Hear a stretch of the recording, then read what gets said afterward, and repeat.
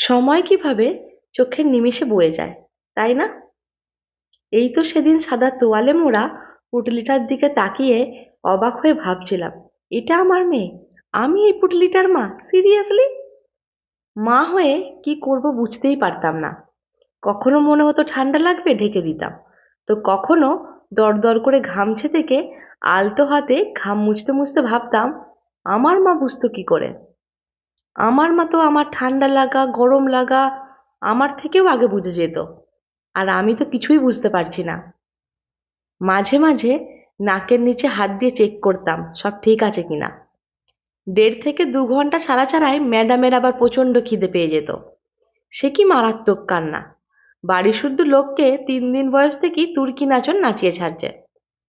শুধু কি তুর্কি নাচন, দিনে রাতে নন স্টপ বাড়ি পাহারা দিয়ে দারোয়ানের খাতাতেও তিনি নাম তুলে নিয়েছেন জন্ম থেকে।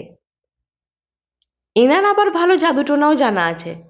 একে একে আমার বাবা মা ভাই বর শ্বশুর শাশুড়ি সকলকেই বশ করে নিয়েছে। কেউ আমার দিকে ফিরেও তাকায় না। এই একটা বছর মনে হয় যেন হাওয়ার বেগে উড়ে গেল। সেই পুঁটলিটা এখন 1 বছরের লেজ বিশিষ্ট হনুমান। তার অত্যাচারে আর দুষ্টুমিতে জর্জরিত হয়ে এখন মাঝে মাঝেই নিজের নাকেই নিজে হাত দিয়ে দেখতে হয়, ঠিক আছি নাকি অক্কা পেয়েছি। আজ এই হনুমানের জন্মদিন। সবাই ওকে আশীর্বাদ করো, ও যেন অনেক বড় হয় আর একটা ভালো মানুষ তৈরি হয়।